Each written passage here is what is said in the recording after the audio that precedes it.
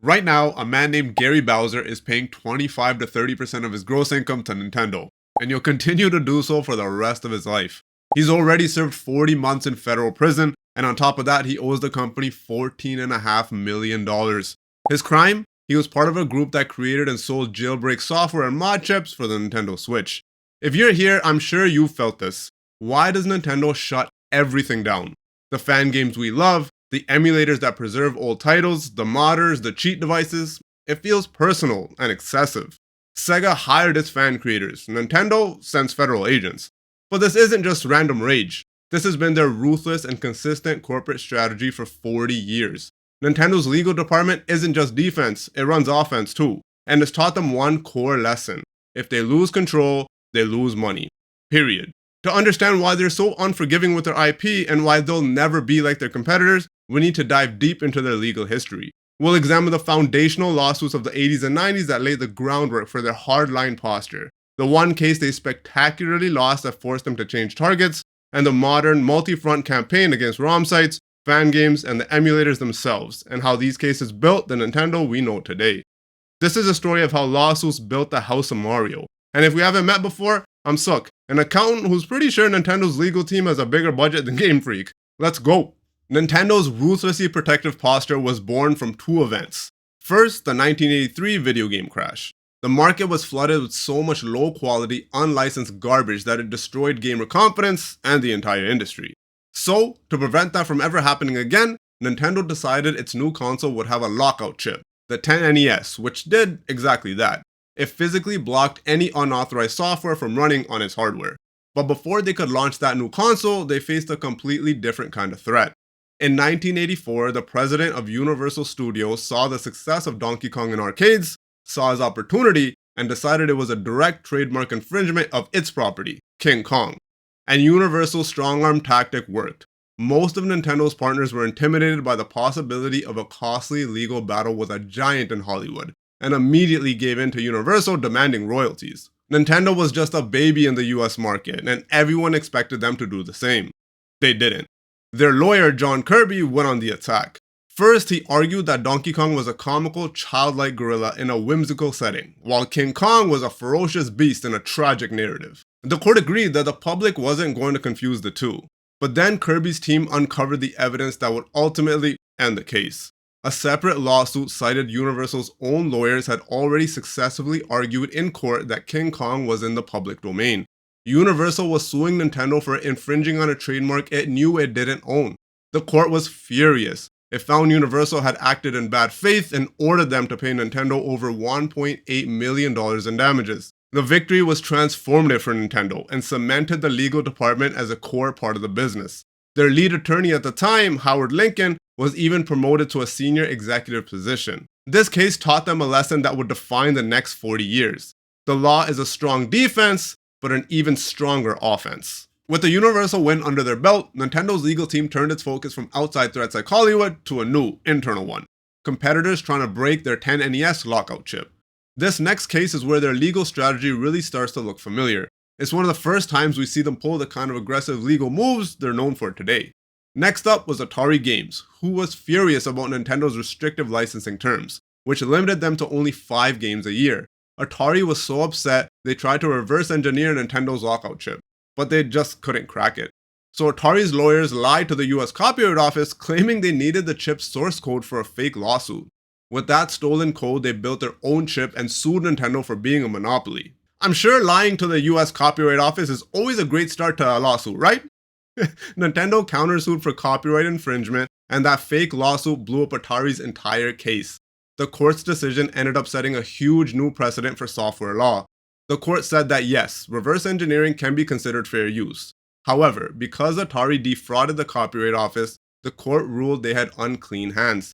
That ruling meant Atari's entire fair use defense was completely thrown out. So Nintendo won. They cleverly shifted the focus away from their own restrictive rules and onto Atari's shady antics. This case again cemented the legal power of their lockout chip and sent a clear warning to any other publisher trying to bypass their system. And while Nintendo's lawyers were fighting off Atari, they were also picking a new fight, this time with Blockbuster. The rise of video game rentals were a direct threat to Nintendo, since they made their money selling games, not renting them. Nintendo even lobbied Congress to ban game rentals, but that went nowhere. So since Nintendo couldn't legally kill rentals, they went after them for something else entirely. Nintendo sued Blockbuster not for renting games, but for a secondary, much weaker, pettier offense: photocopying the copyrighted instruction manuals to include with the rentals. A Nintendo spokesman said at the time, "If you don't have strong copyright laws, you don't have a company."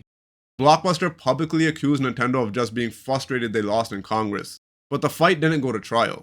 The case was settled out of court, and Blockbuster agreed to stop photocopying the manuals. So while Nintendo didn't stop rentals, the lawsuit was another strategic success. It not only forced Blockbuster to back down, it sent a clear signal to the industry that Nintendo would defend every single piece of its IP, even the manuals. But what happened after the lawsuit was Nintendo's biggest tell. They pivoted their entire posture against Blockbuster and even started collaborating with them.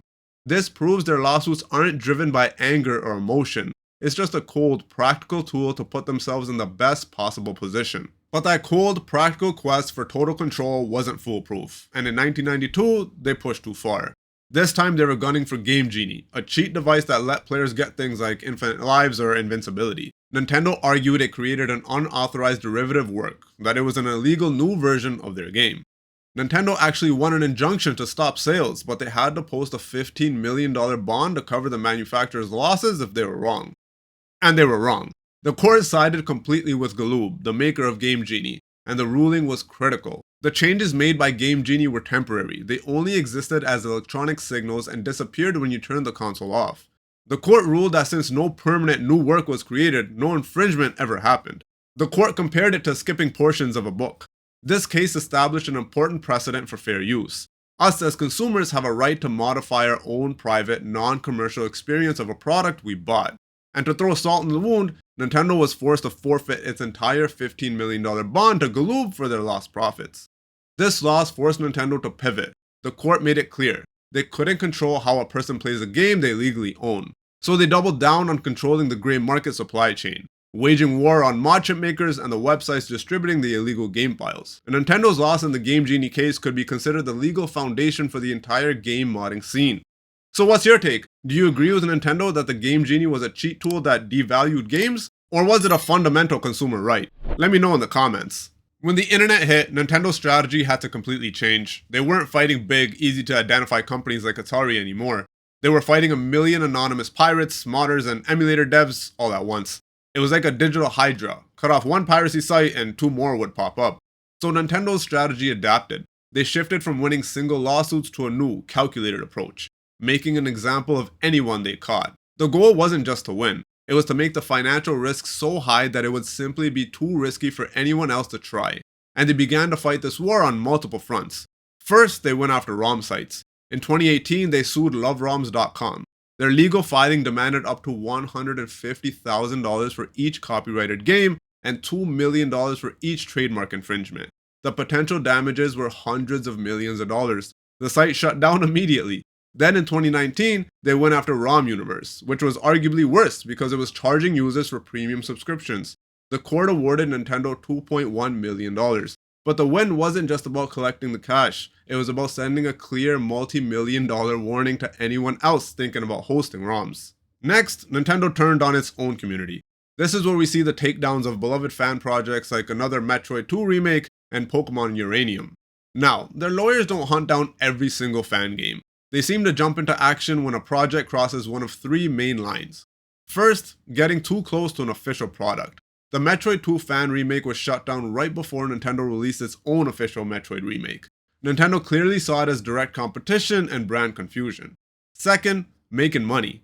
Any attempt to profit is a non-starter. We're talking any money, even indirect profit from ads on the download site or a link to a Patreon. And third, just getting too popular. If a fan game stays underground, that might be fine. But the moment it goes viral and gets a ton of attention, it's seen as a threat to the brand's integrity and gets a takedown notice. This is the complete opposite of a company like Sega, who famously hired the fan creators of a Sonic game to develop the official and critically acclaimed Sonic Mania. For Nintendo, absolute brand control always wins out over community engagement. This brings us back to Gary Bowser. To protect the Switch, Nintendo pulled out their biggest gun, the DMCA, or Digital Millennium Copyright Act. This law was a game changer for them. It meant they could stop fighting over copying games and start fighting over breaking the encryption, which is a much lower legal bar to clear. Bowser's group, Team Executor, sold mod chips, modded hardware, and jailbreak software. Nintendo didn't just sue them, they collaborated with the US Department of Justice to bring federal criminal charges. What began as a civil dispute spiraled into a federal case. With 40 months behind bars and $14.5 million in damages, the outcome was less about Bowser and more about making an example of anyone thinking of modding at scale. This all came to a head in 2024 with Nintendo's campaign against the Yuzu emulator. Now, emulation has existed in a legal gray area for decades. A direct fight over whether emulation itself is legal was a huge gamble. If Nintendo lost, they'd set a new precedent that would be hard to undo. So instead of risking a fight where they weren't sure they'd win, they attacked Yuzu from a completely different angle. That angle was again the DMCA, but this time combined with perfect timing. Nintendo's lawsuit wasn't about emulation, it was about Yuzu being designed to decrypt Nintendo's game files. And the timing, they centered the entire complaint on a single massive act of piracy, the leak of The Legend of Zelda: Tears of the Kingdom. The game was downloaded over 1 million times and was already playable on Yuzu well before its official release. Nintendo, doing what Nintendo does, was again able to completely flip the narrative, just like in the Atari case. Yuzu went from being seen as a legal gray area tool to the engine for massive active piracy. Facing a powerful DMCA claim and undeniable proof of massive financial harm, the Yuzu developers folded fast, settling in less than a week. They agreed to pay Nintendo $2.4 million, shut down Yuzu forever, and surrender its code. But the bigger victory, because they settled, no court ever set a precedent. Nintendo scored a big win and swore on emulation. As part of the fallout, the team also had to shut down Citra, their popular 3DS emulator, all without a judge ever having to rule on the case.